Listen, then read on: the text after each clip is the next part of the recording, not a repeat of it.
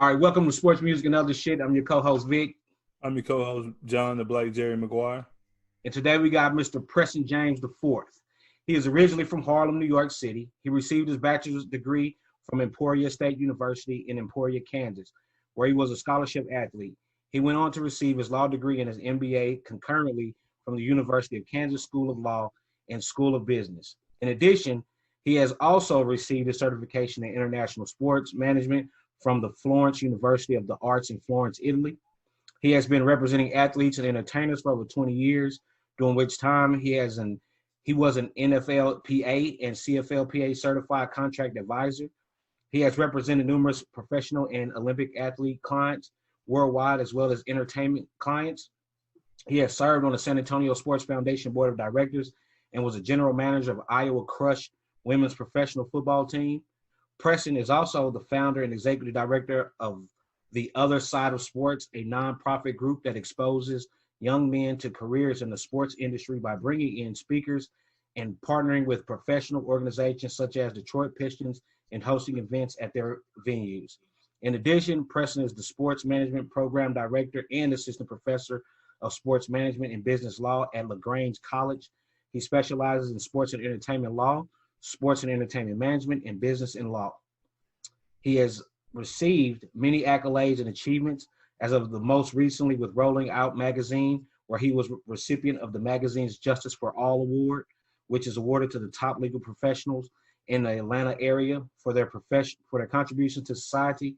And he was nominated for U.S. Professor of the Year. Preston was also listed in the Who's Who in law of his contributions to sports and entertainment law, and has been honored by his elementary school with Dr. Preston James IV Day for his contributions to education and commitment to the school. Preston is also a proud member of the greatest fraternity in the world, Omega Psi Phi Fraternity Incorporated. Boy, I sound good on paper, don't I? How you brothers doing? Good, man. Hey, dog. How's the wife?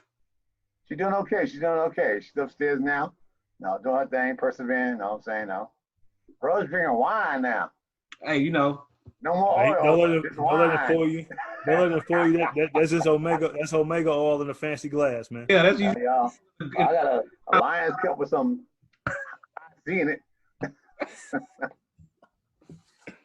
All right, doggy. Man, let's just start out with your story. Born in Harlem, the mecca of African spirituality, African pride, and then left off to Kansas to college. Like, give us your story. Bro, like I said, bro, y'all know me already for a while now. But story just say, born and raised in New York City. I'm in Harlem, which is why I give back. Harlem stand up. That's why I always give back. They have Dr. James Day at my grade school every year. Matter of fact, this morning I was the commencement speaker at my grade school's graduation. You told me that back when I was in grade school, never would have believed it. I'm saying I was not that standout kid. That was not happening. I'm saying I had good scores, but no, not that standout kid. Yeah. I decided to, I had to leave the streets of New York City alone, and I figured I'd go to Kansas the furthest way possible, and that was far away. It's good. I persevered. It made me grow up, made them grow up. It's funny, and the environment we are in now with all this racism going on, I've had one of my former teammates hit me up and told me that he should have voted for me for team captain. And the other one was a lady, while I was going through my MBA program, I was going to a speech therapist because I know I was going to be in law school and trying to argue all the time. And she said, you may not remember me, but you used to have some serious debates during our sessions all the time. And I want to thank you. I'm saying, so you never know who you reach out to, bro, for real talk. Yeah.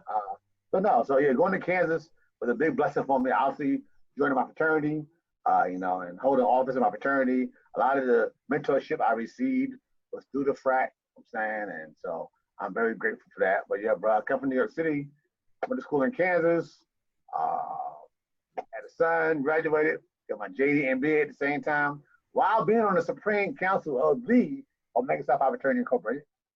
So yeah, I'm on the Supreme Council, I'm an agent, and I'm in law school at the same time. It's a lot of stuff, man. Yeah, bro. I was definitely stretching myself, but again, you know how we do. We multitask. I'm saying so. Exactly. No, Now, that's the absolutely. story, brother. I said, reason why I decided to go to school in Kansas, wanted to get away from New York City. It was good. Once I was in undergrad, I decided, I see a lot of the bros I know was going back. And then the captain of the Nebraska is the bros. Captain of Iowa State is the bros. Captain of Colorado is the bros. Captain of K-State is the bros. I'm like, well, I should be an agent. And I know enough guys going to the league now. And it's funny is my first agency, I thought it was called Omega Sports. Almost had 0 bros.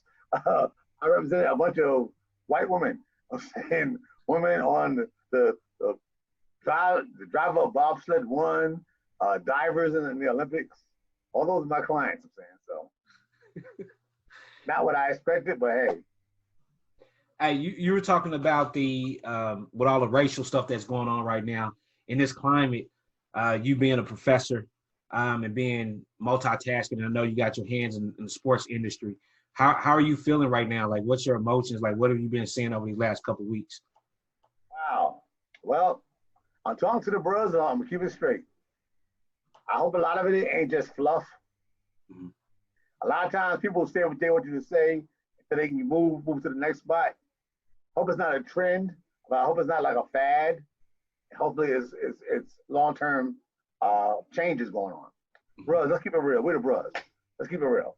I'm at a college, bro, where I'm the first African-American male professor. I'll say it again, Q-Dogs. I'm the first African-American male professor. The school is the oldest college, private college in Georgia. From 1831, 2016, no one with our heritage was a professor at the school. Damn. So, to tell you the environment that we're dealing with, I'm saying, and I hold them accountable. You both know me pretty well. I hold them accountable. They put up a picture of a blacked out on social media. They put out something blacked out, and I responded to them. I said, this is more than just a hashtag. Let's see words put in action. Yeah. And for that, I'm on some panel tomorrow as well, speaking. And, well, I'm not letting them slide, bro. It's bigger than, it's just not a hashtag, man. Yeah. I think we're in an environment now, we all know. I think we haven't discussed this particularly, but I know each one of us probably had some kind of altercation with the police that wasn't positive. Yeah, for sure. That shouldn't be a norm for black males in America. I shouldn't have that assumption and be correct that happened to you. Okay? Yeah. And so when that can be an assumption that is correct, that's wrong. That shouldn't be our norm. I'm saying that should be far-fetched outliers. I'm saying out of 100, should have happened to 2, not 98 out of 100. I'm saying. Yeah. Right. And so I think a lot of that plays upon that. I'm happy to see what I'm seeing from my friends in sports. Mm-hmm. And I say this, my friends in sports have reached out to me on all levels. Mm-hmm. From a senior vice president, executive vice presidents, I'll tell you, teams, Falcons, my man reached out to me. Mm-hmm. People in business reached out to me. And they're my friends, just saying, hey, man, how you doing? Yeah. Hey, I wasn't upset with Kaepernick, but I also didn't speak up for him. So I can do better there. Yeah. And so that part, I appreciate that. I'm saying, Right. But I mean, sports leads the way. So think about it. But bottom line is this, y'all. Let's be real here. People who are racist never had a problem with us dancing for them or cooking for them. It's calling us equals, which made them have a problem saying. Yeah. Oh no. I can't be their banker. I can't be their lawyer, but I can dance for them. I can entertain them. And as I explain to my students, all football is right now is modern day gladiators. That's true. Yeah. You don't think there were sponsors in NASCAR before NASCAR existed? I mean, as far as the chariots, the chariot drivers in the Roman days, they had sponsors of the different houses. They wore different colors. Yeah. That was just modern day NASCAR. That was the creed of NASCAR. I'm saying. True. That's true. Right. That's definitely true. I never really looked at the whole NASCAR thing like that, but makes sense. They had sponsors. You watch what's his name? Gladiator and stuff like that. I'm saying you see them Ben Hur, see them in a chariot. They had different colors on. Yeah. And the colors were they had sponsors. Yeah. Damn. You put something on that one. I ain't never think about that one. Yeah. I ain't never think about that one. So go ahead, Vic. When you was talking about the racism part of it, you know, Dick Gregory, he always said, you know, on the West Side, the racists, they didn't care how big you got as long as you didn't get too close. And down south, they didn't care how close you got as long as you didn't get too big. And it just like it shows that variance of racism that, you know, you see who people think on the West is just so liberal, but really there's a lot of racism there just as well as here in the South. In the South, we just know it because we just see it. You know, it's in our face. We know it. We smell it. We can feel it when we come around. Oh yeah, I think down south it's just so over. It's like, howdy nigger, howdy sir. It's like morning. It's like good morning. Hey, you know what I'm saying?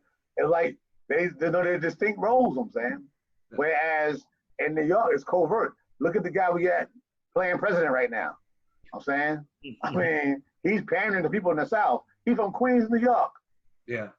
He's about his heritage. There is not heritage. Your grandparents didn't come here during the Civil War. No. What heritage you talking about? They didn't fight for the South. What are you talking about, kid? Man, you saw. Sometimes I'm like, you have to laugh from crying, man. Yeah.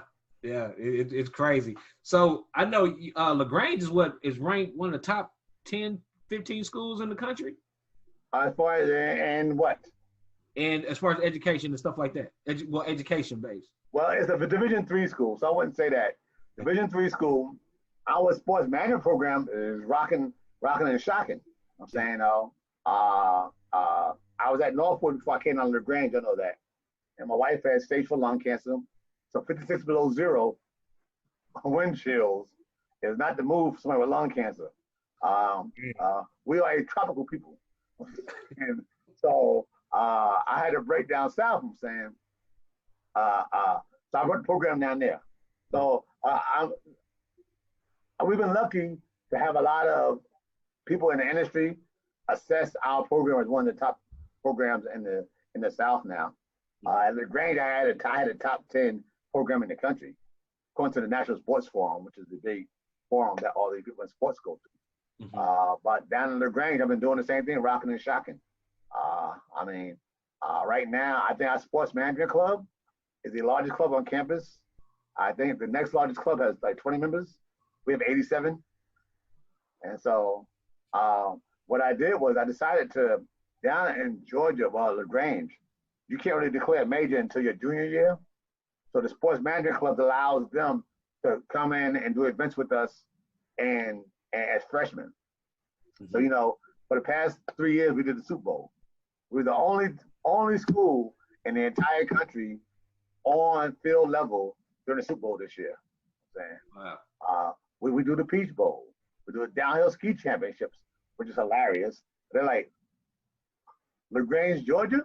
LaGrange, Utah? No. LaGrange, Colorado? No. Georgia. I'm saying.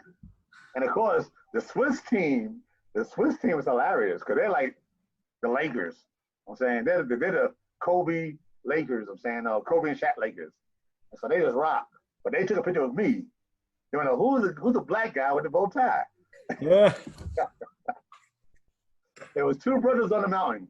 I was one of them. So, but no. So LaGrange College, I'm lucky enough to have a lot of good partners.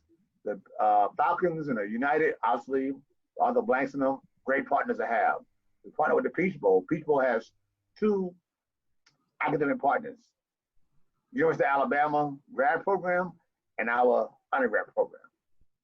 So, and we've been involved in so many different events. More than I could say. And the good thing about it is, last year, year before last, most time in the sports industry, the placement level is about 25%. So 1 out of every 4 students get a job. Year before last, 100% of my students got jobs in the industry. Oh, that's what's Some up. had like 3 or 4 offers from the Pistons, from the Yankees. So So we luck out pretty much with that. I'm saying I got a pretty good group of students. I'm saying That's what's good. up. That's what's Sounds like a great program, man. yeah. Well, again, I wish I did. Well, I won't say too much, but I think in the environment we're in now, down in Georgia, and let's be frank, I'm not the most liked guy down there, and for some folks, I am one brother too many. I'm saying there's two of us now. There's two of us now, though. I'm saying no. But it is what it is. I'm saying no. But my students love it. Their parents love it. We get good results. Hey, it is. So just sticking on this whole the sports management and everything, that curriculum for that course, since they don't get to get in until what, their junior year, you said? Right. So how does that work out? And do you guys have the undergrad? Do you have a master's in sports management, and also do you have the PhD level too? No. Our school, we only have a bachelor's degree in sports management. Gotcha. So it's in the School of Business where it should be. A lot of schools have it in PE and kinesiology, but you do that to be a coach. I'm saying you don't learn the business side of sports. I'm saying no. You need to know the marketing. You need to know legal issues, sports law. You need to know. Well, on our side, accounting, because you're a business major. But anything that deals with sports wise, I try to give them some experience on the business side of it. I have a lot of my friends who are CFOs with teams, some CEO of teams, some presidents of teams. I try to get them to talk with guys on that level. So a lot of our classes, a lot of times is we're actually talking with people online, or they're coming in to see us. Which is why this COVID-19 really kind of hit us in the area, because I had people talk to them anyway. Yeah. And we're always thinking on the run, because as in sports, look where we're at now. A lot of my friends in the industry, managers and above are fairly safe. But anybody not the manager losing their jobs, man. Yeah. Why is that? No fans mean no money. No money mean I can't pay you. But we think on our feet a lot. A certain group that I joined, I'm saying, it tells you, I'm saying, think on your feet. I'm saying, and so what I had them doing this break, all the other programs in the country are doing what? Come February, they got to stop, right? Yeah. Mm-hmm. Why is that? Because, well, if you're working the Peach Bowl and Super Bowl, and you're working the Atlanta Falcons games, the United games, and the Hawks games, and COVID-19 hit, they stopped. You got to stop, right? Mm-hmm. Wrong. Esports. So we put on an esports tournament. Yes, we did. And the good thing about it is we did it from home. And so I had all my students put on the event. We did it one last year, sponsored by Red Bull. We did a Fortnite. I never heard of Fortnite before. We did a Fortnite tournament. We did that. It turned out pretty well. Well, this year, when this hit, we wanted to find a way to give back. And so we put everything out on Twitch. And it was cool because one of my former students with Dallas Mavericks in the esports, Trey Thompson. And Trey was like, "Well, Doc, let's work together." So I had him help my students out. We put an online tournament on together, and the proceeds of that tournament went to COVID-19 relief. In our case, we gave 100 to the Atlanta Food. We gave part to the Atlanta Food Bank and part to the Columbus, Georgia Food Bank, which services LaGrange, Georgia, where we live at. And so I think they ended up providing like a couple thousand meals, people in Atlanta, a couple thousand meals for people down in the Columbus, Georgia area. But it showed them more so of the whole rest of the world is stuck. They're reading the books now. But we thought outside the box. Yeah. A little ingenuity, I'm saying, using that, I'm saying. And we put on one of the only tournaments during the time period in the whole country. Yeah. And gave back to the community. That's good stuff right there. So, Preston, can you speak on, especially in our community, like a lot of our kids, they want to, they want to go play in the NBA. They want to go play in the NFL. They want to go and, be a superstar. But in reality, there's a lot more opportunity in sports than just being the guy on the field or the guy on the court. Right. Well, that's what my nonprofit leans toward. They don't lean toward. That's what it is. It's called the other side of sports. I generally show the kids stats, and if you want to show them sometime, I can shoot them to you. But I show them, it's like out of 1 million something college football players, only like 6% will go to college, and out of that, let's 2% will play pro ball. And I show them the stats. My other side of sports is what I do is I bring in people who look like the kids we're working with. Mm-hmm. I had a Chris Howard. Chris is one of my best friends.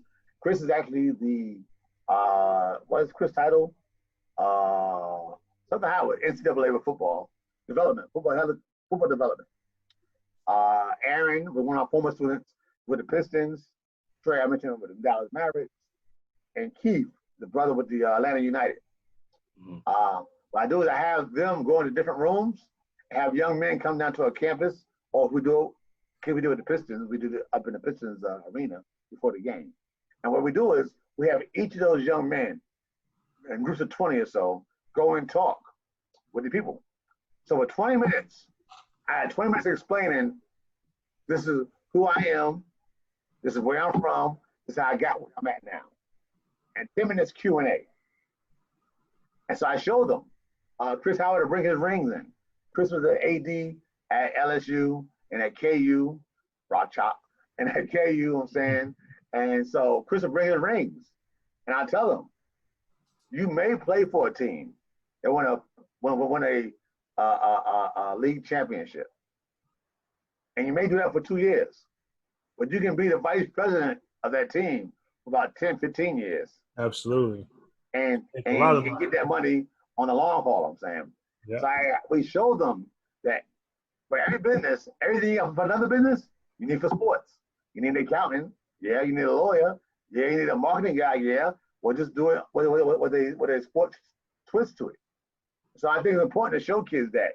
Because as you know, we all know those high school lunchtime heroes. They ain't on the basketball team, but at lunchtime they balling. I'm saying, and they think they going to the league. I'm saying. Yeah. So I think it's one of our duties as men, as a mega man. What I do is to show these young men. All right, check this out. I'm gonna show you. I'm gonna be that bridge builder. I'm gonna show you how I got to where I'm at now, and show you their options. And as we know, a lot of times it's about exposure. A lot of the kids today at the graduation today, one of the kids is going to school for sports management now. And so these are jobs we don't think about. We know who Jordan is. We know Kobe is. We know Cam is. I'm saying we know Kaepernick is. I'm saying, but who's the VP that marketed you? Absolutely. Who's the guy that signed you? What did GM do? I'm saying, and until the kids are exposed at these jobs, you don't know what you don't know. Yeah. Until you told them about it, man. Yeah. So I think my nonprofit fits a lot in with that. And right now I'm getting a lot of hits up. I mean, I partnered before. I had the Giants and the Yankees involved. I had the Pistons. The Pistons got involved in a big way. Pistons actually gave 75 of the kids in the Detroit area 75 tickets to games, and we used their venue. And we had Garrett Blunt came and spoke to him as well as people who were on the teams, but on the business side of the team. Speak with them as well. I think that's important, man. You know, being in the sports business myself, you really don't realize growing up that this other side is even an option, you know? Right. And because we always talk to, oh, you got to be the best on the field of play, whatever it is. But when you really dig down deep into the situation, it's probably so much better to be a GM or AD or something like that, because now you really putting it together. You only doing your part on that field. But when you get behind on the other side of the business, you putting everything together, man, and then you get to see the fruits of your labor when they hit the field. So I really like that idea of you with your nonprofit, man. I'm gonna have to hit you up and try to get involved with that a little bit. All right, cool. Maybe have that. Man. Whole thing, like I said, these kids don't know what they don't know. I know I like basketball. Well, I better be the next. I need to be the best Michael Jordan. They don't know I need to be the next Stephen Douglas, so I need to be the best John Rollback or the best Keith Roberts. Man, they know I want to play ball. That's where I get in. I think, and also think about it. It helps kids focus. Because they know I know I'm not the tallest kid, I'm not the fastest kid, but I like sports a lot. So if I focus on my accounting work, I focus in class more, and I go to college, I can get a degree in sports management. I can work for a team. Yeah. Yeah. Do you think that with all this we just said, is that part of the reason? And I know there's another big part of the reason why we don't see a lot of people of our color in any type of positions, not even the higher up ones, because a lot of people tell you, oh yeah, you can work your way up from ticket sales. I mean, Eric Spoelstra was a video guy before he was a coach, So do you think that going back looking at it and sitting where you at as a professor and seeing these kids firsthand, do you think that that's the reason we don't see a lot of minorities as whatever, assistant general managers, player operations? Because we see a lot of us in the development area because we training and we doing that because we play, but at that executive level, we don't really see a lot of that, and that's across the board in sports. So, do you think this is just like a lot of it is we're not taught that growing up, or you think I know what the other part of it is, but do you think that has a big impact on that? Well, I think us not knowing, and good question, because you're the brother, I'll be quite frank here. And I know a lot of people in the industry, and some toes may be stepped on with this answer, but I think a large part of it is just because it's who they want. It's who they groom. Yeah.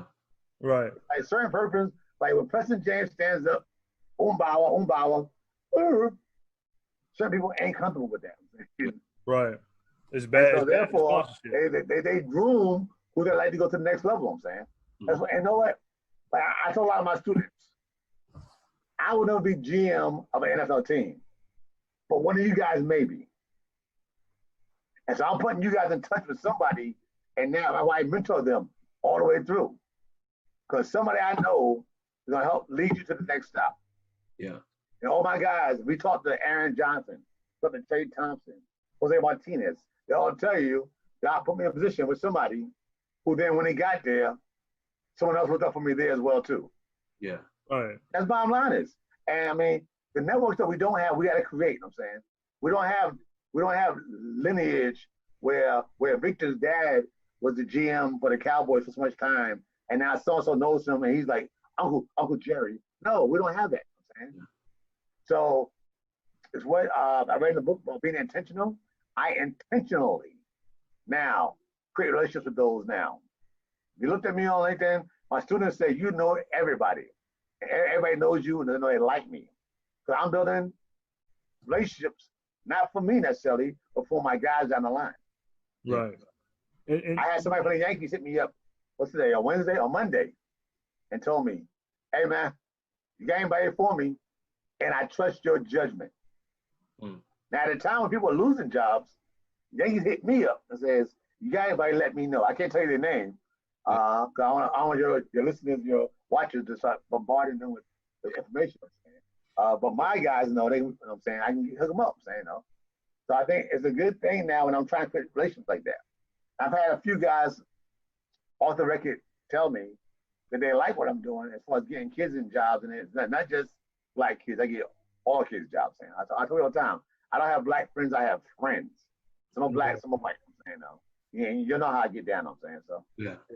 So it's a relationship business, and sometimes it ain't what you know, it's who you know in the beginning. Then it comes down to what you know. Oh yeah, like I said, who you know will get you in the door. What you know will get you further down the line. I'm saying. Absolutely. Yeah. Who you know will get you foot in the door. When you got five, the Falcons told my guys, I shouldn't tell you this here, I'll tell you this here. Told my guys, for every job, we got about 400 applicants. But when they see my guys or the school we're from, they go right to the top. Why is that? Because they know them already. They're experienced with them. My guys on Sunday morning, we're up at the stadium at 8 a.m. for a 1 p.m. game.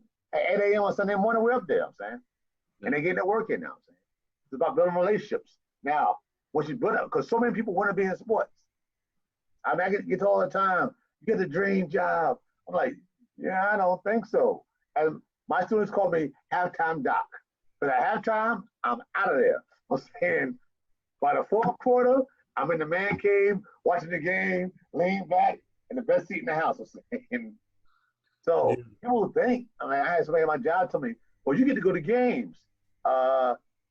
It's still work. I'm saying. Yeah. I'm not going to get paid for this, I'm saying. Ain't it funny how like growing up you probably wanted to go to the games and now you got access to it and you out by halftime.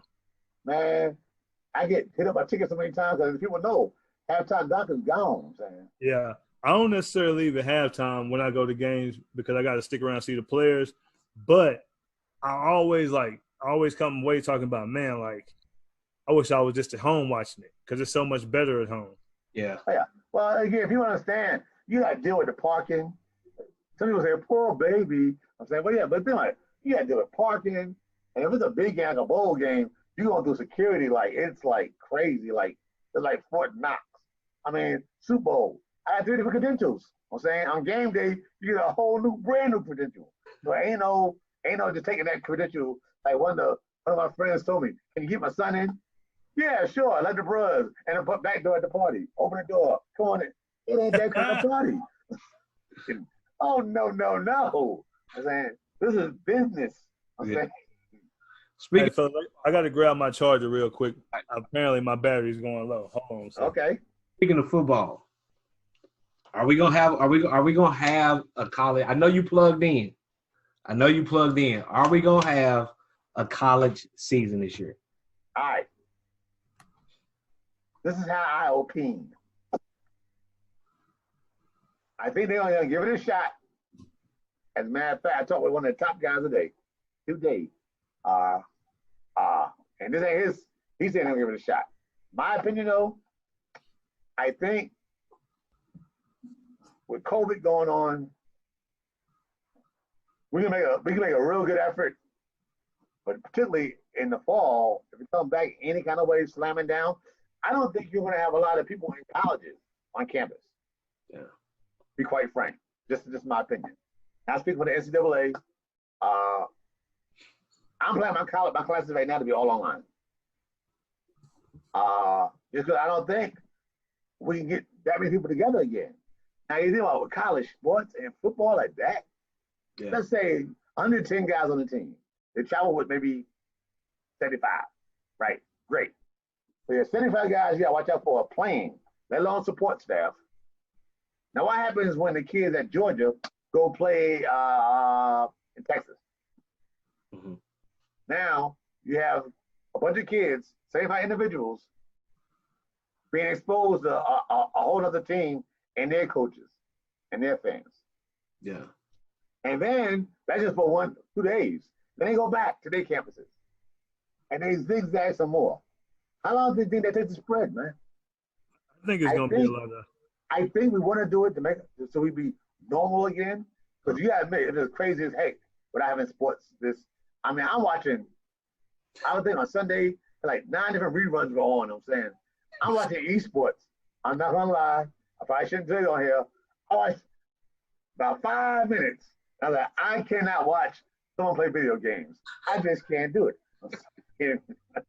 But there's a whole market that does, I'm saying. So that being said, I think we will have pro football, I think. Just because they can control it more as far as the players and no fans and all, I'm saying, that stands. They say college football is too big to fail. But what was it? 2 days ago, 23 members of the Clemson team tested positive for COVID-19. Damn. Because you know what happens when it's on a college campus during the semester? Those guys that play football? No. They go to class, hopefully. They go to the cafeteria, hopefully. They go to practice, hopefully. They share facility with other people. I mean, some of the weightlifting facilities they share. So as they go around campus, their campus community, they're spreading the stuff, I'm saying. Now, how are you test that every week? Yeah, because we just had a bunch of guys from UT test positive for COVID-19 on the football team. So think about that. And they already said it ain't like you can get it in June, you can't get it again. You can get it in June, you can get it in September. Yeah. Yeah. The flu coming up. Yeah. Now what happens when it happens on a and then October, November area when the flu's kicking in, I'm saying. And it happens on a college campus. Today I got an email from Pop Warner. And so what they doing is they making everybody sign waivers. Of course they are. Please Sign go. by your rights. You can't sue us, buddy. You're playing on your own will. That's all it's about, I'm saying. That's what everybody What I know is now all folks realize you can't sign away all your rights. I hate to tell you that. And some people think, though, it helps them out a little better. But if they find out something that you don't know about and they know about, you can still sue them. Mm-hmm. But no, that's a sign for you. If they sign a waivers, why is that? Because they know. It must be a risk. Yeah. It must be a risk. Yeah. So, Aha. Aha. so when we talking about the NFL playing without fans, it just don't sound logistically profitable for the NFL, but for the owners, because, and you can correct me if I'm wrong. So you got the TV deals, right? You get paid so much off the TV deals. Then you got ticket sales. You got the other sponsorships, whatever you got inside your stadium. Sponsorship, signage, right? Yeah, the signage. And then you got all the other stuff, the concession, the parking, all that stuff. I feel like that if there's not anybody in the stands, you take a major hit with all the other stuff. And then on top of that too, why am I gonna pay you to put my signage in your facility during the game if you don't have people in there? Unless I guess you could run the cameras by it or whatever the case may be, or you could just flash an ad during the game, I guess. But I just don't see how financially they can even stand to do it. Well, you think about it, dog. With football, with basketball. You know how much the Knicks make every home game of the gate revenue? Oh no. $3.2 million. Damn. That makes sense though. Off the gate. Ain't all concessions. Ain't all sponsorships. The gate. I'm saying tickets sold for that game. I'm saying. And so, but how much do they make without them playing? Zero. So getting something is better than nothing. I'm saying. Yeah.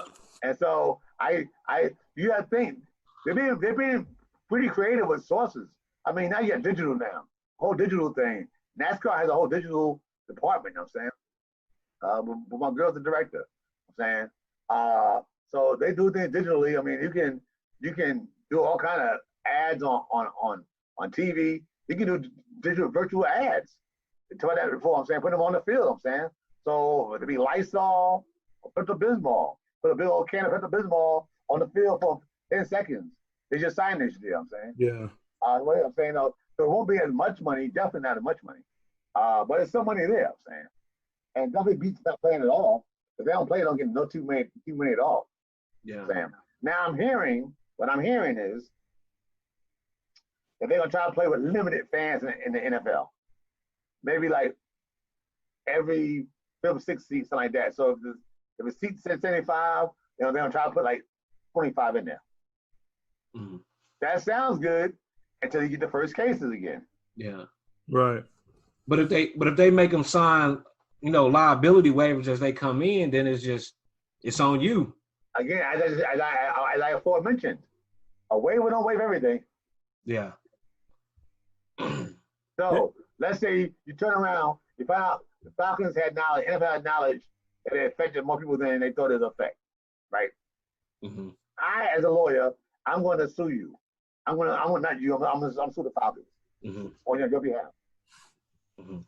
I then find out the Falcons know more information than I thought they knew. Now they're liable because my waiver, I only waive what I know. Yeah. Right. I can't waive what I don't know. Yeah. Okay? So therefore, I'm saying if under the conditions I know of, I'm signing a waiver saying you can only get it under these conditions. If I found out you know more than that, then guess what now? That's like, Yeah. So, but here's the other part of that too. You missing that all that revenue, right? right. This is using Knicks $3 something million, right? Still got to pay the players. You know, you got to pay all your upper staff, all your staff, your scout, all your departments, right? That you still have work that you need, right? Well, a lot of them getting cut. I'm saying a lot of those. You gonna cut that? Yeah, you're gonna cut that, but are you gonna cut your front office though? A lot of them, I'm telling you, from manager and under, they're at risk.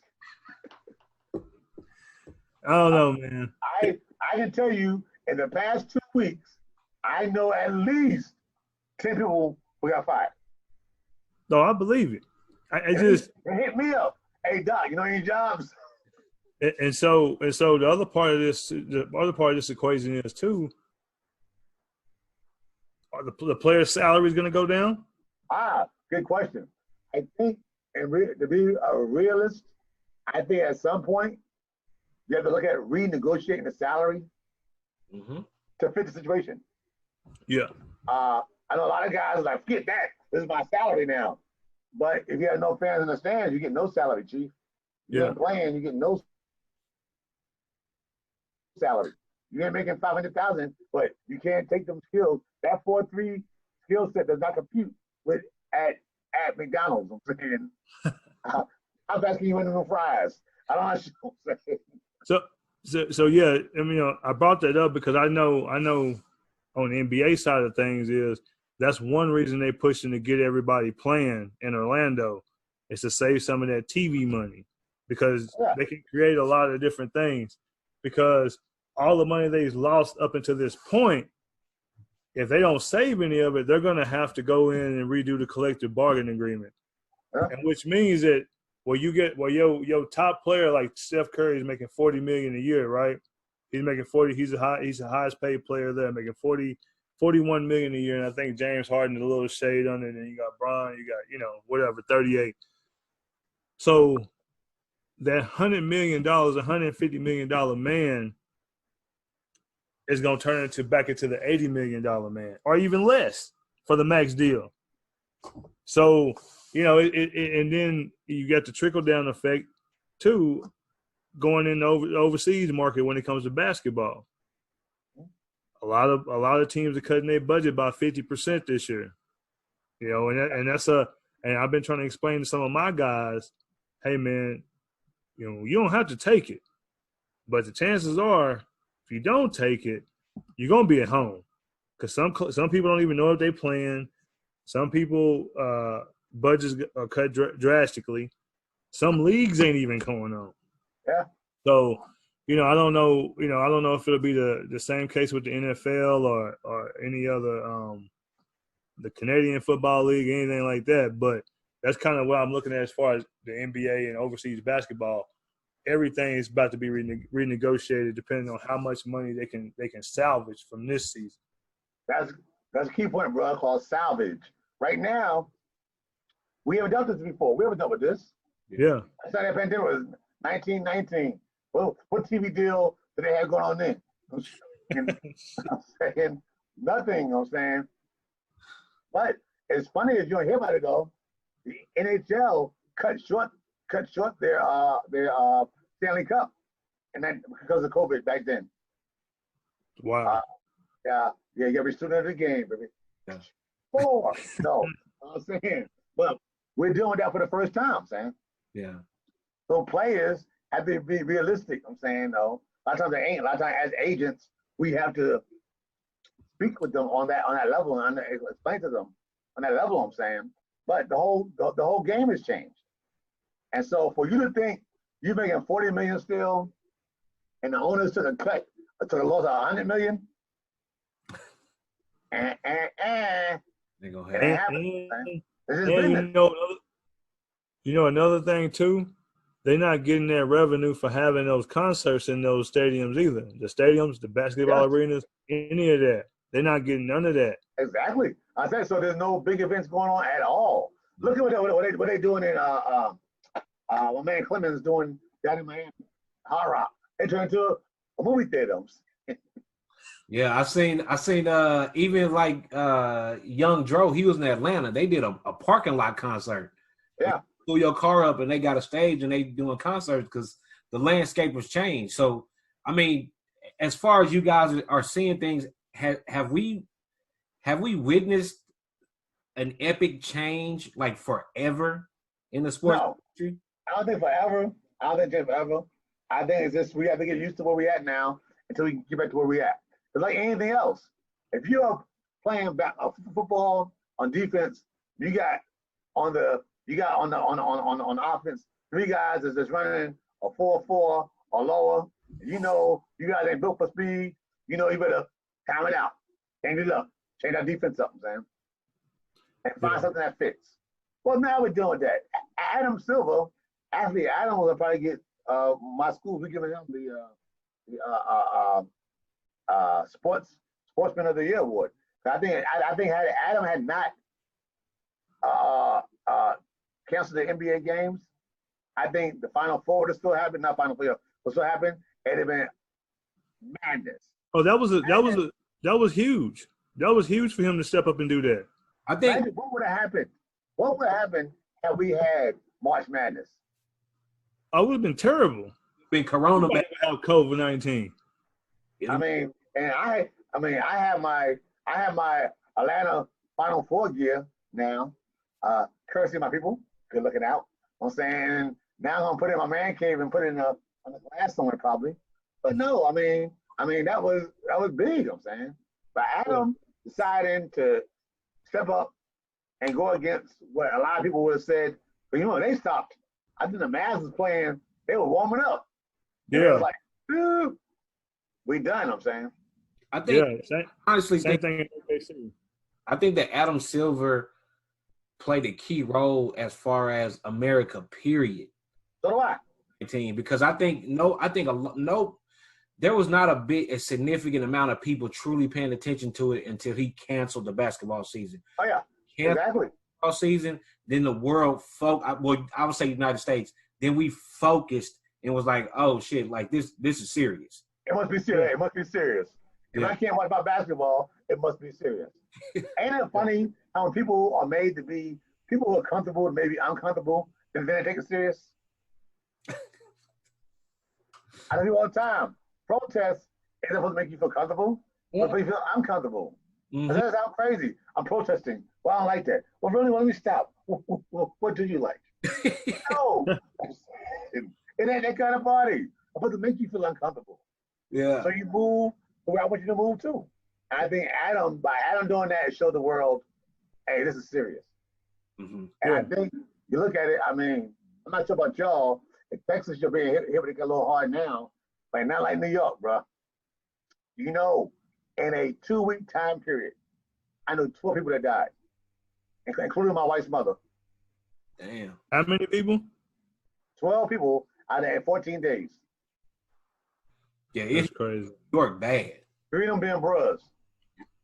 One of them being a close bro of mine. Yeah. But he was in Oklahoma. But and within a 2-week time period, 12 people I knew died.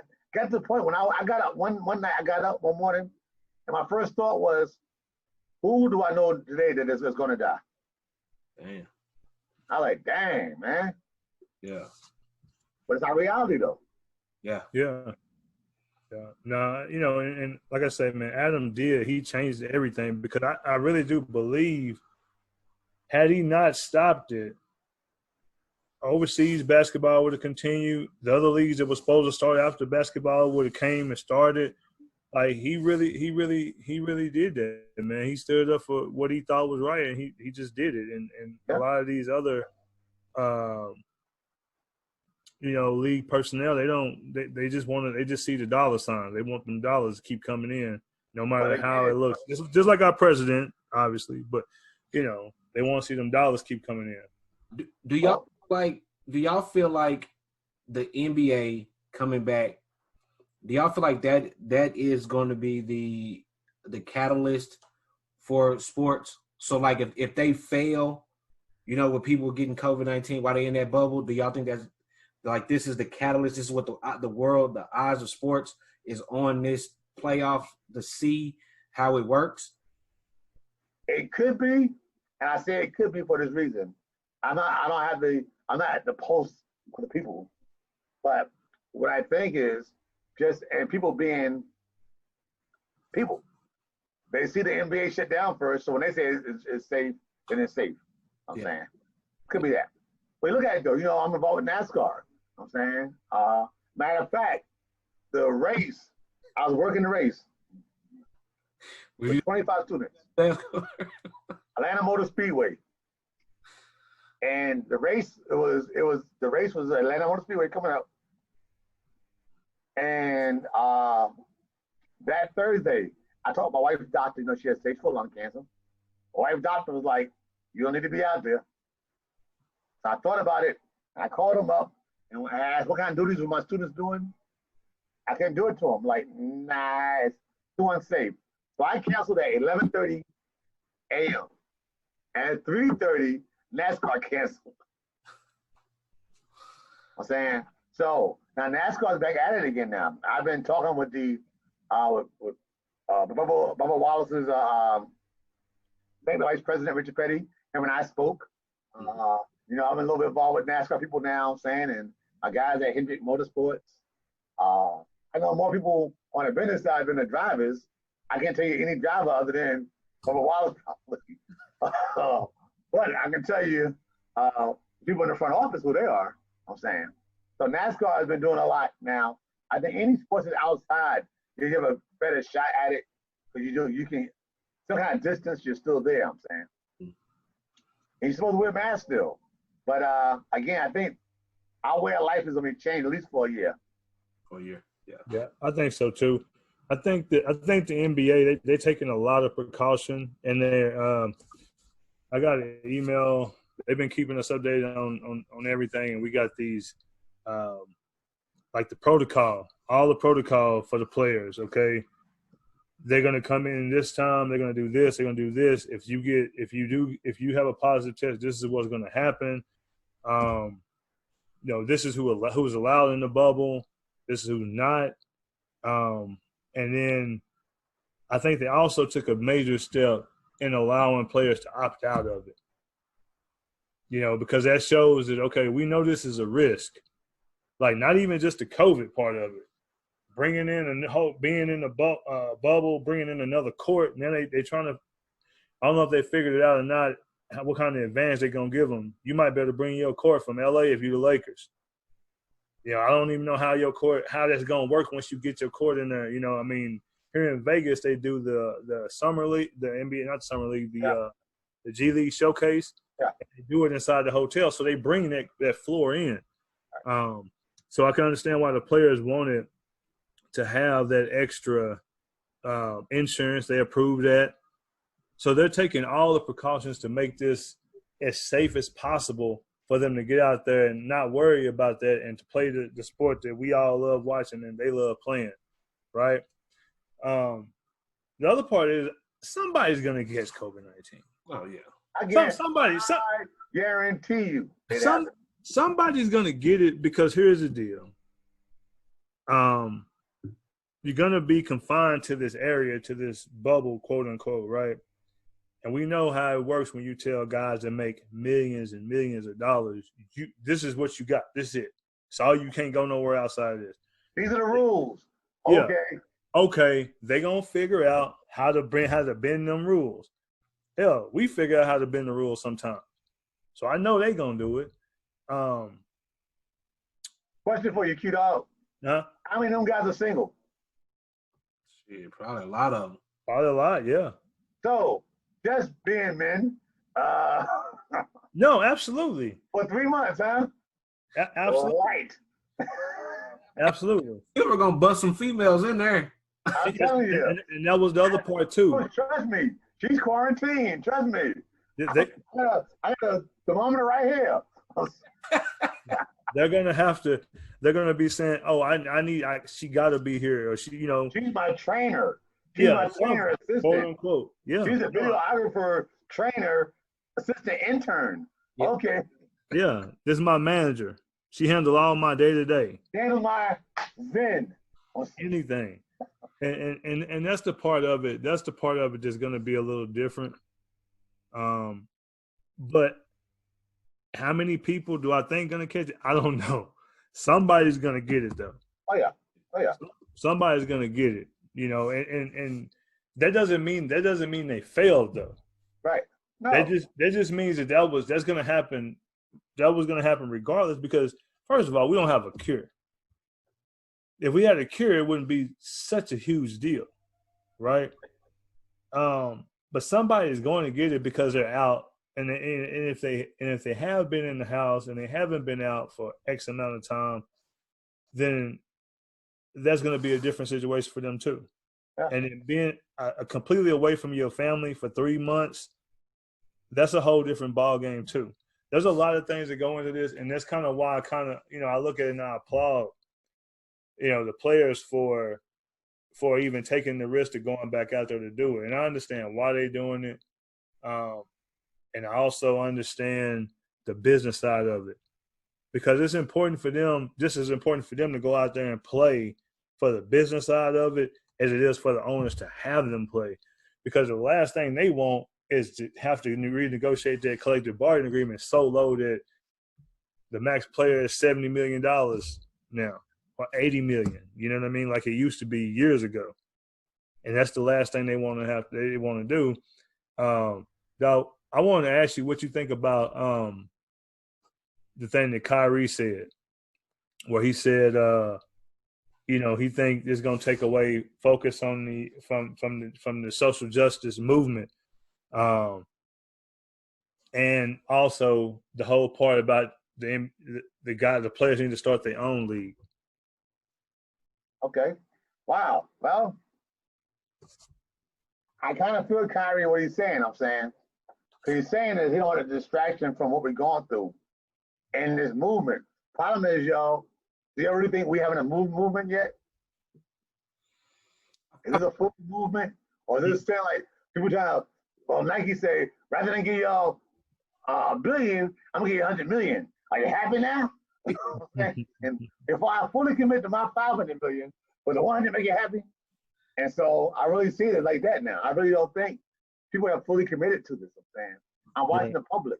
I mean, we know DWB's happened. We know this. I'm saying.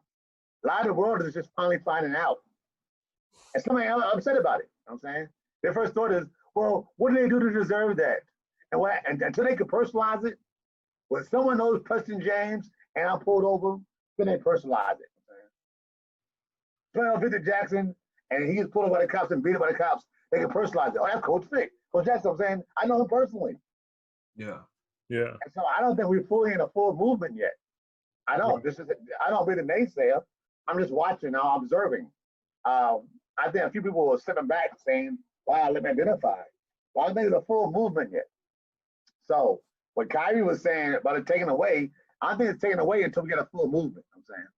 Right. Do you think we can have a full movement if we don't have a leader or a head? I think that's one of the issues, is that we don't have a head, and you have people saying, and I think this is one of the issues, and I don't know if this is going to sound crazy or not, but everybody's screaming out Black Lives Matter. But the issue is, if you look at what the actual group of Black Lives Matters, the corporation, what they're shooting for is not the same thing that everybody else is shooting at.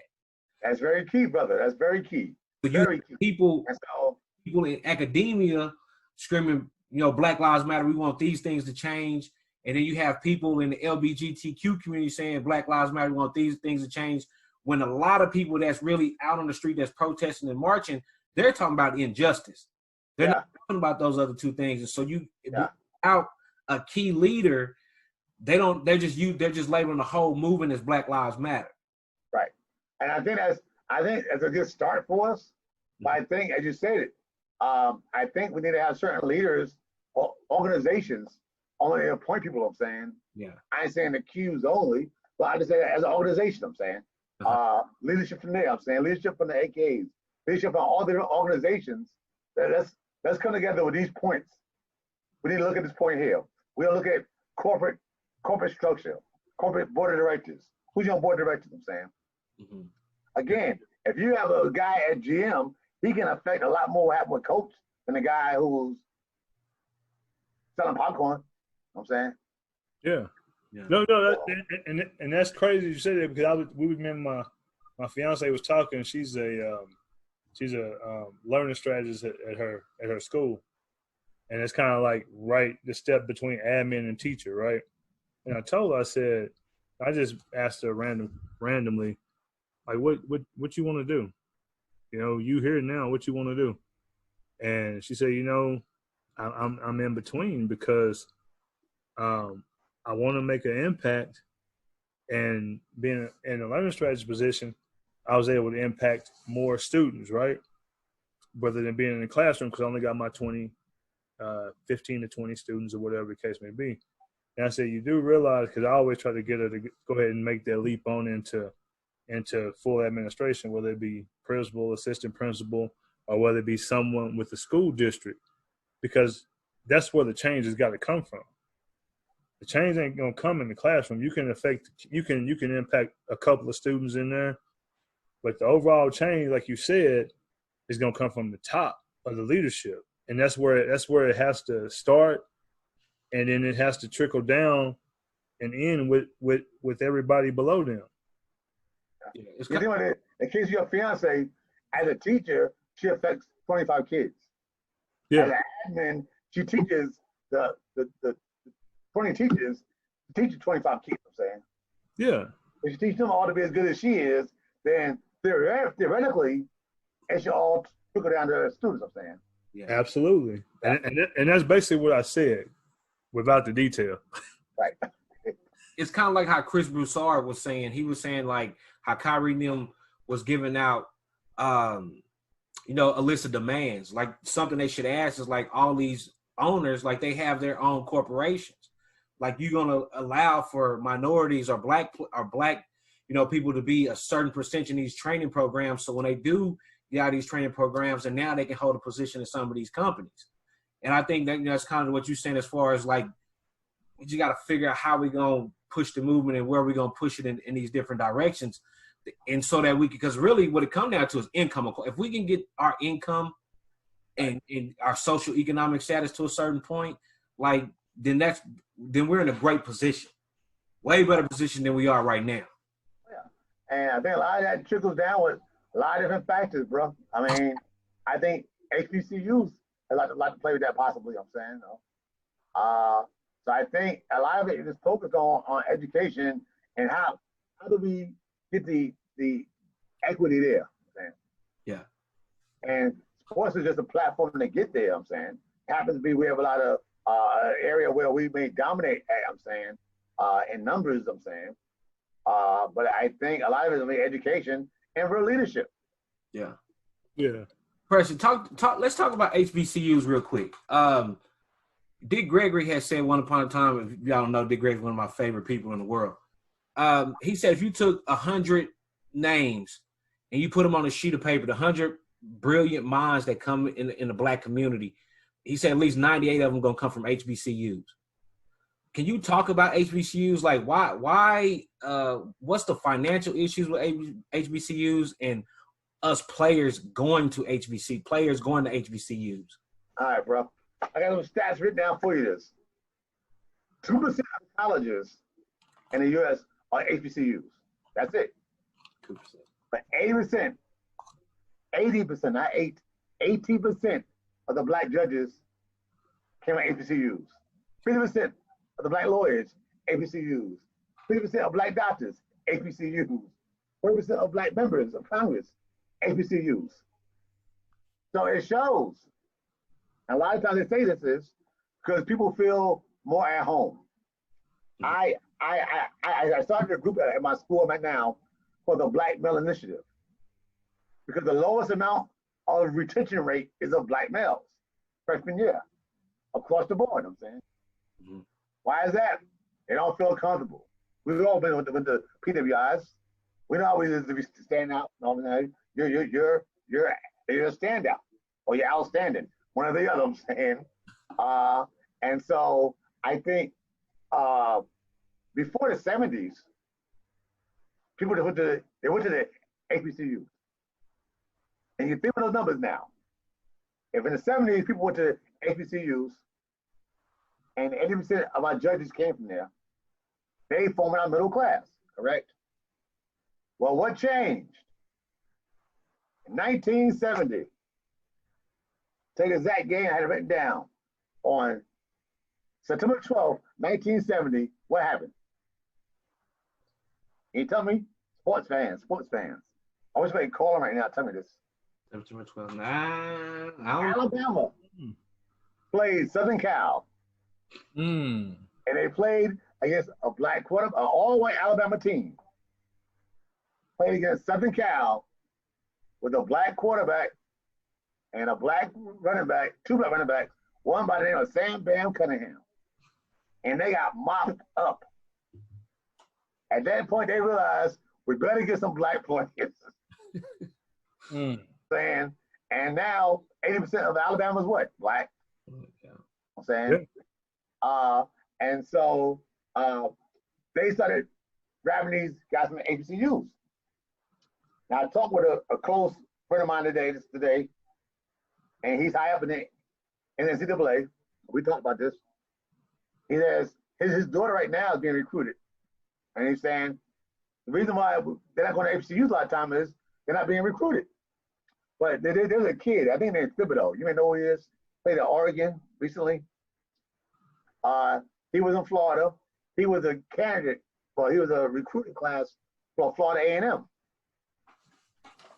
And he entertained them. He entertained them by going for a visit. It made big news, I'm saying. Here's a guy with a four-star recruit. He's coming to go to Florida A&M. He ended up going to Oregon because why he said, his words was this: why have McDonald's when you can have filet mignon? Now that's a young man thinking. Yeah. As an older man, as his brother or uncle or somebody in his life, you may say, check it out, young man. But if you go to an HBCU, you won't play in front of 100,000 fans every day. But when you graduate, you get a degree, you may get a job. Not many young men have that foresight. I'm saying. Yeah. Right. So I think they're going to the league. Yeah. And so, but the problem now is this though, real talk. Look at the Fab Five. Remember the Fab Five back in the day, y'all? Yeah. They went to Michigan as freshmen, correct? Mm-hmm. Yeah. Why is that? Because they knew each other. Mm-hmm. From AAU camps, all-star games, they knew each other. Yeah. And let's all play together. Mm-hmm. What did they offer them different at Michigan that they can't offer them at Howard? Basketball court, same facility. I'm saying no. Yeah. They might have the fly lockers, mm-hmm. But as far as putting a basketball in their hands and playing 5 other guys, yeah, what did Michigan offer them? They offered the gear, the stand, the people in the stands, and just the notoriety, the fame. Yeah, the fame basically. Now, what if them young men went to Howard or Morehouse? I think people would have still came and watched them play. I think exactly. I think the gym would have been busting at the seams. They couldn't. Exactly. They probably wouldn't have been able to do a game in their own gym. Wherever the largest arena was, they was gonna have to do it there. And that's what we don't understand, man. Like I talk to kids all the time, and I ask them the fame versus the financial wealth. Everybody takes the fame. Man, but they're young though. That's why. Everybody wants the fame. At the age you're at now, would you take the fine woman, or the woman is attractive but gets some substance? Substance. At 18, 17 years old, what was you going for? Yeah, you're right. Back at the table to ants. That's what I'm saying. You're right. Exactly. So we can't expect them to have more maturity. I'm saying at that level. I'm saying. Yeah. That's all the problem is. Yeah. I'm saying they don't have maturity, but they're making mature decisions. I'm saying. Yeah, it's like that whole like thing. I think people have to realize if we're gonna put the power back in there, if you build it, they're gonna come. If you good in this day and age, there ain't nowhere on earth you can be in the NBA, NBA, MLB, MLS, NASCAR, horseshoes, horse racing, whatever, polo, they gonna find you. Oh yeah, that's what they're explaining to kids now. Is back before the excuses, well, I don't want to go to a Tuskegee because I won't be seen. Anything like in the 70s, that was legit. I'm saying. Yeah. I'm saying. But and they, hey, look what we're doing right now. We're on the computer right now. Yeah. It ain't nobody's not being seen no more. I'm saying. You're not seeing as much, but it ain't like you're not being seen. I'm saying. Yeah. And so therefore that excuse goes out the window. Mhm. What's your other excuse besides the fame? I'm saying. Funny is, a friend of mine suggested I apply for a job at, there were two HBCUs that had AD job offers this year. And a friend of mine said, Preston, perfect for this, perfect for it. I said, well, I don't have any AD experience. He said, but your skill set, Preston, what you bring to the table, your skill set, is what our young men and women need. And so I thought about it. I'm saying, and so I'm really looking at down the line, I'll be doing that. I'm saying, Yeah. but I would do it. What was the position? I would have kids that take pride in that school. And when I was at Kansas, you didn't see them wearing all the jerseys or those sweats. I'm saying, if I'm at Norfolk State, everybody and they are sponsor, you get seen wearing something else. You get fined or taxed in some capacity. I'm saying. Yeah. Yeah. And So what was the position? Everything. Person? What was the position? He wants you to apply for? AD. Yeah. So now I know I've seen there was some kids that was some top prospects that was looking at some HBCUs. Have you caught wind of that, or are we finna see a little trickle effect? I see a few parents, and it's funny is those who I see it are those who have parents who, and from what I've seen so far, and again, it's not scientific, it's what I observed, see parents who are somewhat educated already, are well off, and they can see the big picture. Mm-hmm. So it appears to be some of them who are talking about doing it. But with this new movement going on, you never know. I'm saying, no. Do you think I'm kind of backtracking a little bit. Do you think though another thing that's a big issue too is because these big colleges pay some of these players. They pay some parents, they pay some players, whatever the case may be. Do you think it's an issue that some of the parents are so involved and they're getting these job guarantees from these Division I schools? They're getting this stipend or these supplemental paychecks from these Division I schools to kind of push their son that way. Maybe not even the parents, the AAU coach, the high school coach, whoever the case may be, because we know it's happening. Yeah. And that's a big part of probably why they started to start paying players, allowing players to use their likeness in college, because we know it's happening. It's been a big deal for years now, for as far back as I can remember, and everybody just turned a blind eye to it because it wasn't affecting them. But now it's starting to affect them because these kids are going overseas playing. They're going to the G League playing, and I'm just speaking basketball right now. They going to the G League playing. They're taking these other opportunities and signing those shoe deals and taking that money and going over water or going wherever and taking care of their family. Like right now, the G League got this whole thing where they're gonna have all these top prospects on the same team. Some of the kids are getting from $500,000 to $1 million just to stay here and play in the G League if you a top prospect coming out of high school. Right.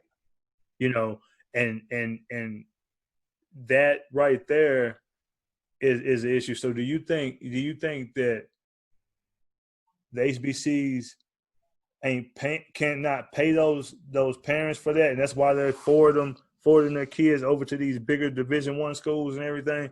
Or that is something to do with that involved in the decision making? I can't say it fully because how many guys on a football team? Like Alabama probably got 120, maybe. Yeah. They can't give other parents money. No. No, they can't. They can give the top guys some money. They can't give everybody some money. I'm saying. Yeah. But you got a whole lot of guys. Let's be real. A lot of guys will not see the field out of Alabama. That could probably start at other places. I think it's just a prestige. You got to get it in their head. But again, how many guys go to Alabama and think they're going pro? Probably the majority of them. Yeah. Yeah. If they think it's basically NFLU. I'm saying. Yeah. But for those, I think once it start happening with a few, they see it as that could be a movement where certain athletes say, you know what? I think we have with basketball before we have with football. But basketball, we know. Look at the Fab Five. Literally, 5 guys can come in and change the program. Yeah. Same thing in UTEP. Remember UTEP? Yeah. Same thing in UTEP. Same thing happened in UTEP. They came and they changed the whole program. Yep. So if you got 5 guys, 5 young men decide to go to Morehouse or NCA&T or Howard and ball out, that changes the power structure. Someone said this to me once. Why is we as black folks, we always give our products away? And they were saying that these schools, the NCAA, they $1.1 billion. I believe that, and I would say that well over 50% of athletes are black. I'm saying. Yeah. 1.1 billion, bro. Billion, not million, billion. I number here. I got the numbers down here on this too.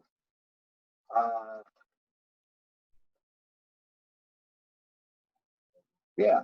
You know how much the TV deal was they had that runs into 2032? Know what that TV deal was for? How much? 8.8 billion. No, exactly. To watch young black men play sports. Yeah. That's enough money for everybody to get some money. Now, think about this. Do you know what was the top revenue HBCU 2 years ago? The top revenue HBCU? Yep. Would it be Howard? Nope. Close to the aisle, man. Houston Tillerson?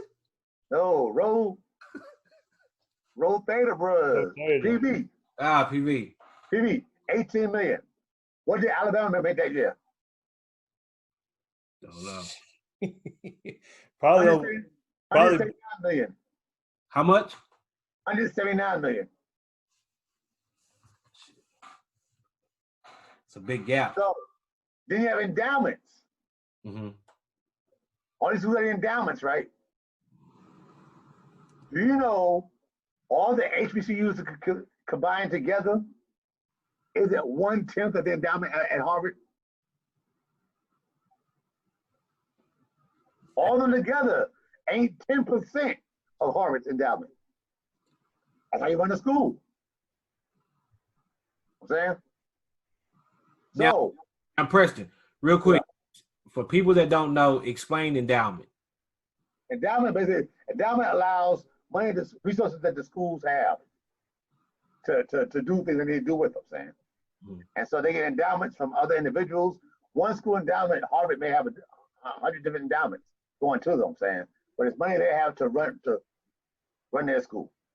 And is this the issue with a few years ago we had some HBCUs that were going broke, didn't have money? That's right. And so you think about it, was it, I think, North Carolina? I was gonna apply for a job at, I think, NCA&T. You know where I had to apply at for the job? Where? Not the school. The state? North Carolina Secretary of State. I think the state too. Wow. And so, yes, so a lot of times our money isn't going back to these schools. Let me take this, in my opinion. I don't want to share too much information because I'm working on a few things right now. But it would take some major stars to say, check it out. We know what went down at our schools. We're going to put money toward these 4 or 5 HBCUs. And we're going to recruit for them. Get young men and women to go to schools here, I'm saying, and get some of that money transferred over Some of that TV revenue now goes to Howard, now goes to Spelman, now goes to Livingston. I'm saying they go to these schools now. I'm saying, and then once that money gets built up, I'm going there. You change the power structure now.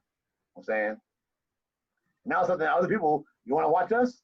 Well, the same way you paid them to watch them, you have to pay to watch us as well. Now I'm saying, Yeah. now the power structure. Basically, yeah, all these kids giving away their talent to schools for free. They're making $1 billion off them. What are they going to college education? How many of them kids actually get an education? Not How many. many actually utilize that degree? Especially in basketball. Think like that. One and done. So think like that. So that being said, they're basically utilizing our resources. Mm-hmm. So, we talking about these athletes and these all that. But what about, and I know athletes probably make way more money than, the doctors and the lawyers and all that. But we got a lot, Big mentioned the list, if it was, 80% of, lawyers, doctors come from the historically Black colleges. Are we not listening as we climb? Or are we just like, what I mean? Like, I don't know, like how is that? Are they giving back to that? You know what I mean? Because, once you get to a certain level as a doctor or lawyer, depending on what you specialize in and what your field is, you come encounter with these stars that we're talking about. Right. So are we not trying to put that in play? You know what I mean? Like what's your thoughts on that? I think, again, we aren't living intentionally. Yeah. For 400 years, we've been intentionally oppressed. It wasn't by accident. It was a game plan. I'm saying. Yeah. Mm-hmm. So we have to now intentionally live with a purpose. Yeah. You just can't let it happen. Mm-hmm. You got to say, okay, I give back to my grade school in Harlem. I'm saying. I intentionally, I don't let it, by the way, I may give back. We need a game plan and intentionally do stuff. I think it ain't good enough to say, I made it now. I'm comfortable. I'm saying I'm that judge now. I'm comfortable. No, we'll intentionally give back, saying, okay, whether it be through our organizations or on our own. I'm saying. Mm-hmm. I mean, as a keyword is we need to intentionally. Probably we didn't realize that. Yeah. It ain't by accident where we're at now as a race. It was intentionally. Right. And the lost cause. I always show videos in classes. And people say, well, it's not sports management. So I'm talking about life. I'm saying, but the lost cause discusses how when the South fell, there's a group, the Daughters of the Confederate, and they had intentionally was going to try to dispel the rumor, the real life of slavery.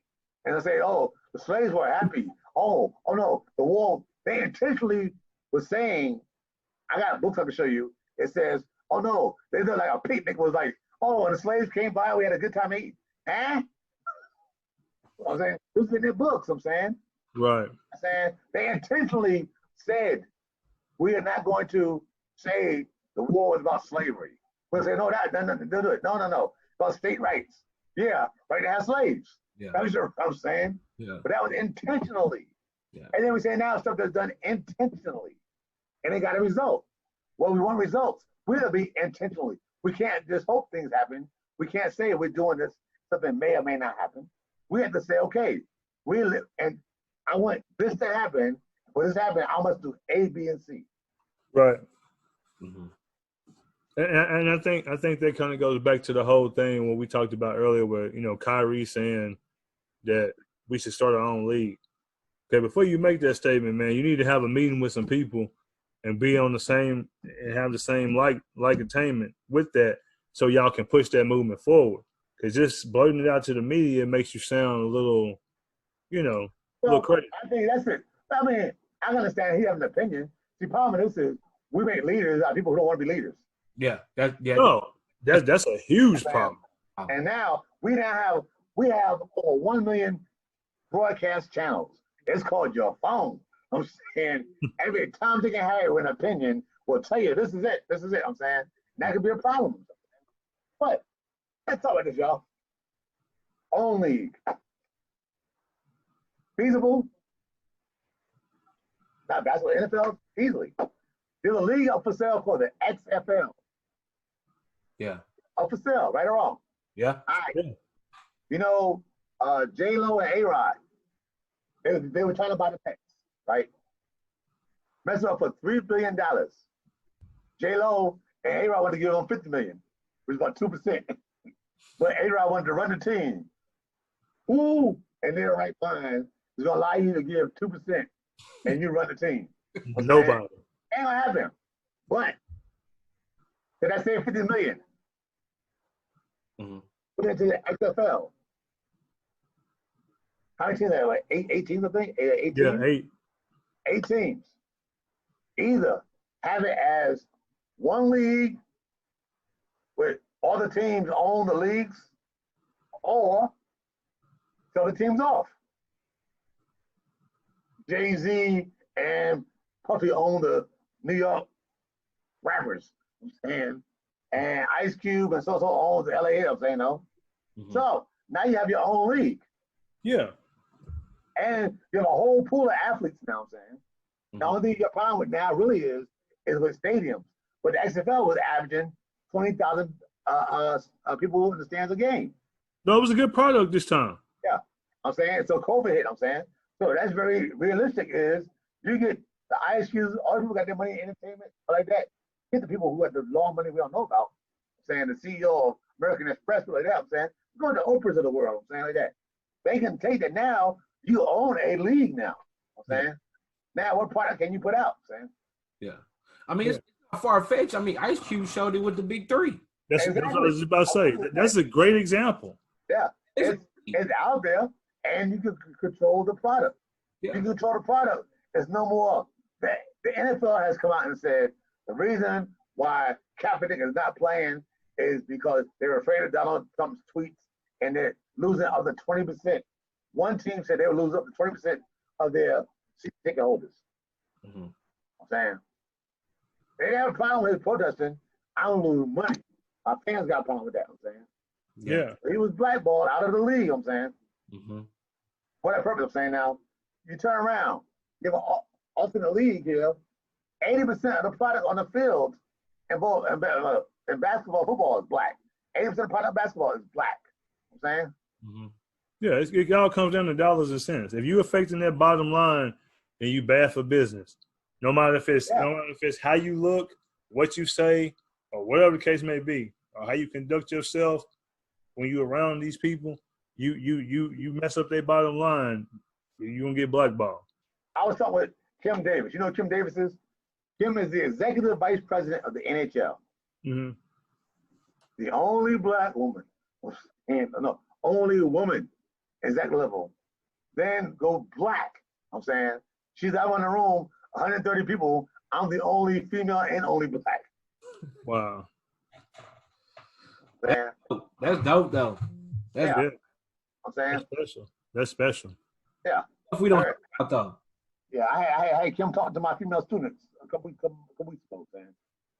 And so we discuss these things. I'm saying though, but we need representation there. I'm saying. Yeah. Absolutely. Yeah. I know. I want to go back. I just got one question left that I truly want your answer on. Hey, bro. You know we've been on the phone for we've been here for an hour 40 minutes. Have we? Yes. All right, we're finna wrap up. I'm like, y'all got me on a long version. I'm saying I'm on a remix. I just got one last question. Do you believe that they're gonna offer, if they do have to say the NCAA say we coming out and we playing? Do you? They're gonna what now? Say that again. If the NCAA say we coming out and we playing football, we having football this season. Right. Then you had an NFL. Do you think they're going to offer those kids in the NCAA and the guys in the NFL to opt out because of, like, they're letting the guys opt out in the NBA? They got to. They said the NBA said. So it is. Good point, bro. Good point. Legally, they're going to. You know why? Why? Because it's like this. If you have a kid that drowned at a pool, right? Mm-hmm. And I can show that all other pools in the area got 10 lifeguards for every 10 people. Mm-hmm.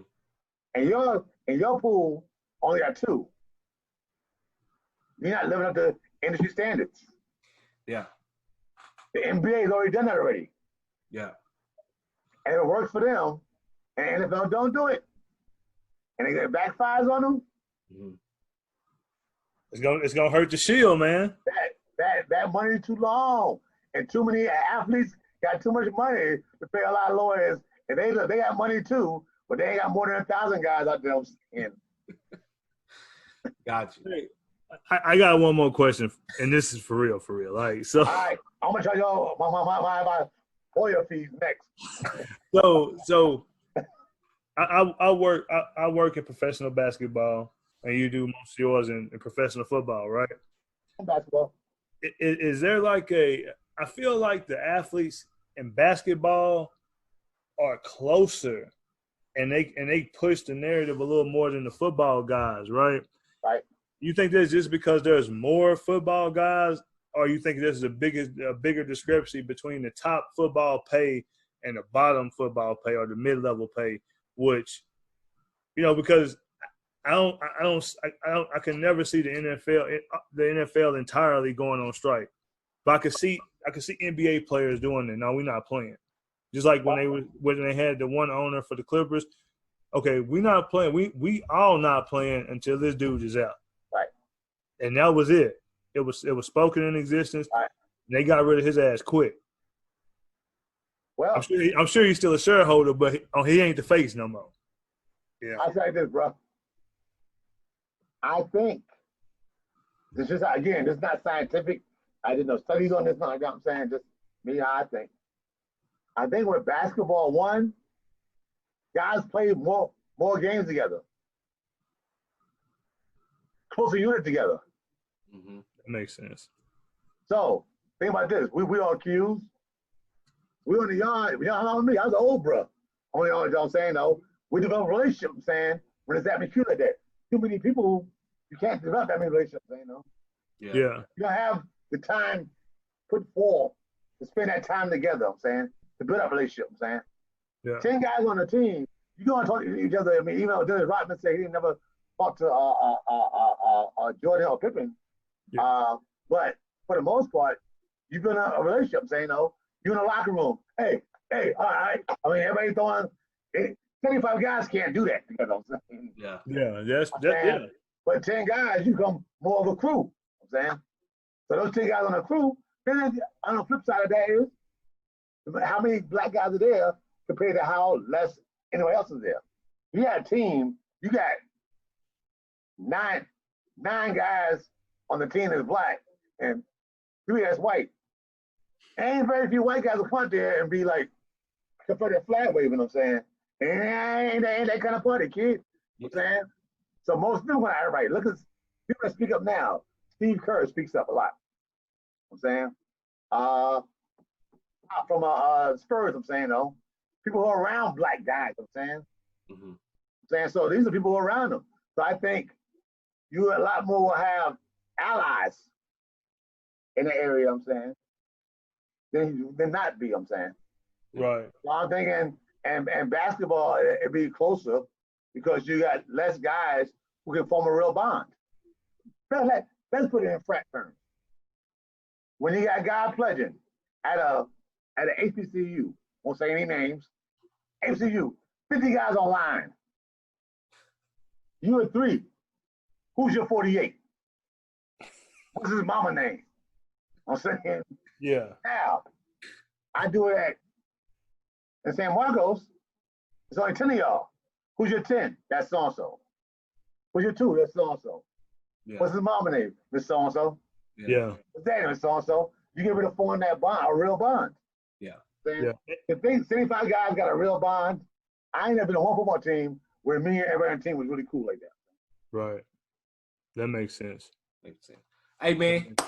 Preston, appreciate you, brother. Appreciate everything. Appreciate you coming on. Tell the wife our prayers are with her. Appreciate. I like I said, man. I told you this personally. I enjoy watching you. Social media. Like I think you the epitome of what a husband should be. Appreciate that, bro. keep rocking, keep doing your thing, man. We appreciate everything you're doing for the culture, for the kids, and teaching these kids that they can be more than just an athlete. So, man, definitely appreciate that. Definitely thank you for coming on. You got anything you want to say in the end? I'm just a big bridge builder. I'm doing what we said we were, bro. I'm living my creed, I'm saying. I appreciate, both of you as men, because I've been on y'all since college days, I'm saying. And I watch you raising your daughter, fuss, the whole nine, I'm saying. I don't watch your kids raise your son, I'm saying. You're coaching the Gators. I'm watching your kids, all I'm saying, getting the brother big rule, I'm saying, It's good to see the brothers doing their thing, I'm saying, Appreciate that, saying, what we're supposed to do. Key dogs to Omega men. And sometimes your key dogs slip in and out, I'm saying, but, I understand that, bro. What you guys doing here, great with the podcast, I'm saying, sports, music, and other ish, because I think it talks to us, I'm saying. It's talked to us. It can talk for us as a platform. Because a lot of people may watch this, may not know me, I'm saying. No, a lot don't know me, I'm saying. And they'll know me, I'm saying, but they hear who I am through you guys, I'm saying. So even this is a platform for us discussing, I'm saying, hey, direction we need to be going in, I'm saying, like in college, I had people from college hit me up during this whole race stuff. Mm-hmm. Preston, I'm sorry I didn't listen to you more. I'm saying like that, I'm saying. So they don't have access to everybody all the time, I'm saying. So what you guys are doing big, believe it or not, Q. I appreciate both of y'all. I applaud y'all. Salute to both of y'all, I'm saying, When y'all doing big, I just want 10%. No, I'm saying, Don't need a lawyer anyway, so you got. Hey, you spoken like a true agent, man. I'm saying, y'all big though. Y'all do your thing, keep doing it big, bro. Anytime I get on, you see, bro. Y'all, this is the longest interview I've done, maybe ever, bro. I'm saying, but it's the bros, so I'm having a conversation with y'all. I'm saying, plus I see what you guys are trying to do, and anything I can do to support. I'm saying, listen as we climb, key dogs. You know how it is. Appreciate it, doggy. And everybody, I'll get Preston information. I'll have it at the bottom of the link when the podcast drops. So if y'all want to reach out to him, got any questions or anything like that, he'll be there. If you need to hire him, if you're an athlete, you need an agent, so you got him. For real, yo. Hey, hit me up, y'all, for real. I need to make some money around here. All right. Paid. All right, road cues. Bro. Y'all be out. Follow me. Stay safe, y'all. Stay safe. We'll do. You too, Q.